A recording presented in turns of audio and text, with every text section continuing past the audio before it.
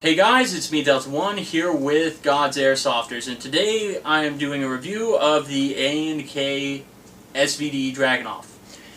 Now, if you see me sweating profusely through this, it is in the middle of the summer and it is hot, and there is no fan in my garage or airflow. So, anyways, let's get to the box and the gun. Super basic. It's like a mystery box. You open it up. It does have a handle right here, which is kind of nice. Open up, you get a little waiver thing, not even a manual. Then off to the side, you get this good foam packing paper, which is excellent because it won't come broken in shipping or anything like that. And then the gun itself, which is in here. So I'm going to pull all the stuff out and show you what it comes with. So, here's all of it, what it comes with. No battery, a bag of BBs, and a front sight post adjuster. That's it. Basic, I guess, to save cost. So, let us talk about the polymer and metal components. Polymer, stock, and forward handguard.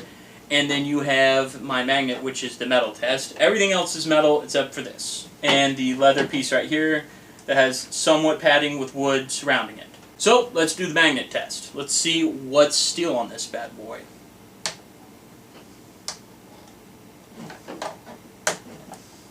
This pin, the magazine, the little latch on here for this,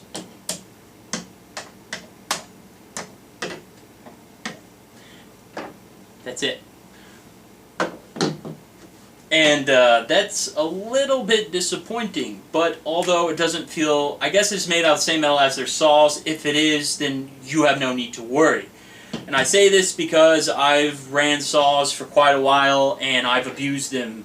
So A&K's metals aren't necessarily the best, but they're not bad. So if on to the features, this is just like any SVD sling mount here, removable pad right here. Now I do want to say one thing, if your face gets sweaty, which it will anytime you play airsoft, it just slips off. So tape it. Do something. Then you have the bolt, which pull back, which sounds decent, exposes your hop-up unit. Then the little latch right here to remove the top cover, and then you have full auto and semi and safe. Now you may be saying, full auto, that's absolutely stupid. No, it's not. It's actually a good thing because here's the thing. I would never use this on full auto. But sometimes when you shoot a gun on semi-automatic really fast, the gearbox will lock up and not let it cycle. So the only way to fix this is to either open it up and pull the reversal latch and let it, de-lock itself, or to shoot in full auto. So that's a good thing. Now moving on, you have the side rail on the side. It'll fit regular optics like PSO1, some real AK side mounts. Anything Russian optic-wise should fit on here with no problem. The only reason I didn't put my PSO1 for the review is that it's on my Dragunov, my Real Sword SVD, and it is zeroed in. Now, the magazine is a high cap, but I do feel and look at it, and I'm pretty sure the spring A&K mags will fit in here. So that shouldn't be an issue. You can get mid-caps for those. However, it does have a bit of wobble. Now, the next thing I want to note is the magazine release is just like anything, but they do have the proper indentions right here for an actual proper bipod. Because if you were to put a bipod on the foregrip right here, putting pressure on here causes minute pressure on the barrel, which can cause a different trajectory on a real steel bullet. Now, this is a very neat feature because they paid that close attention to detail.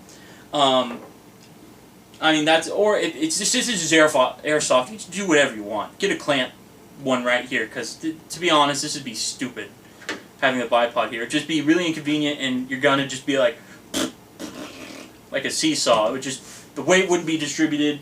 But this is airsoft, so you can do whatever you want.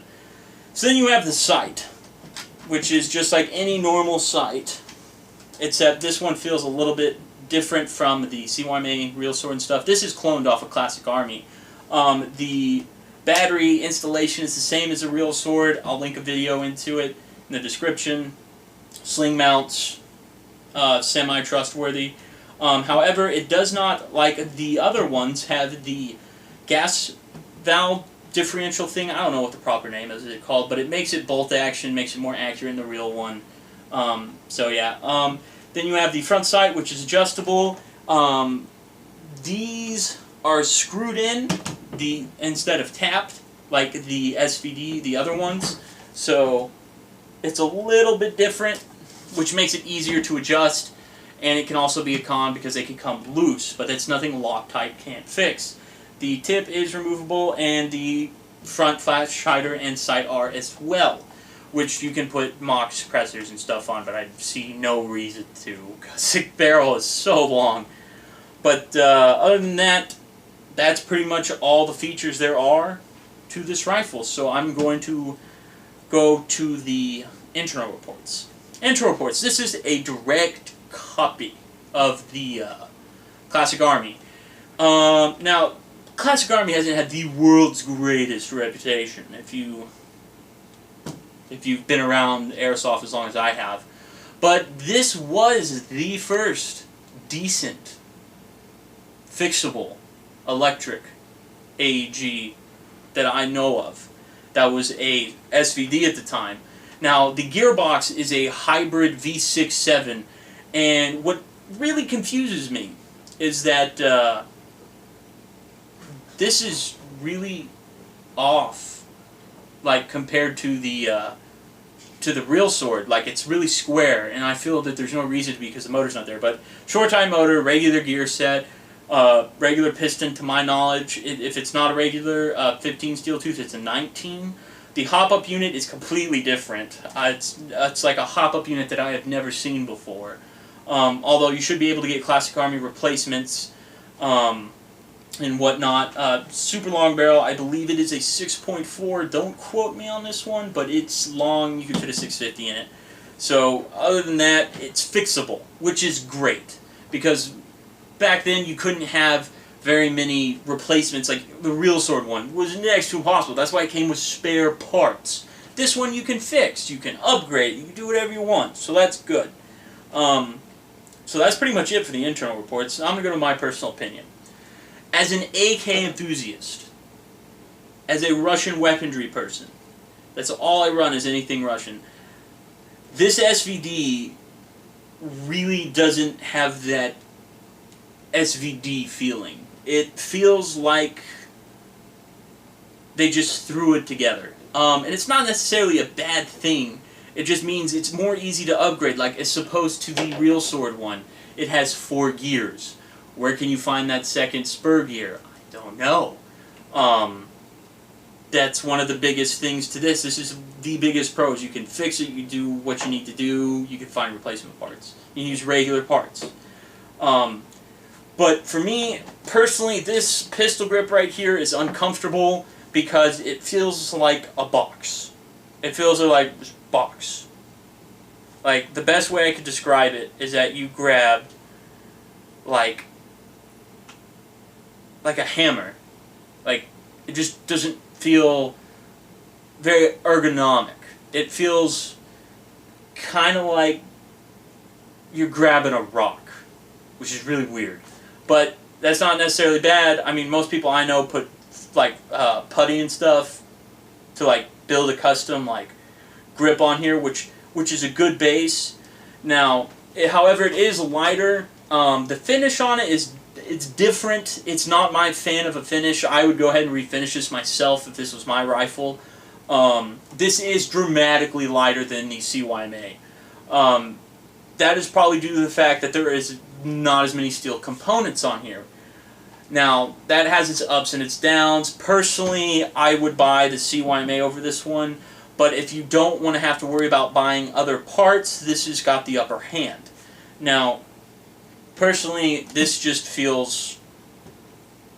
it's really hard to judge it because, considering this is A&K's first attempt, it's really their second attempt, but it's really, I feel it's more of a first attempt at an AEG AK for them, which is completely different because I know they're working on an RPK and an RPD right now.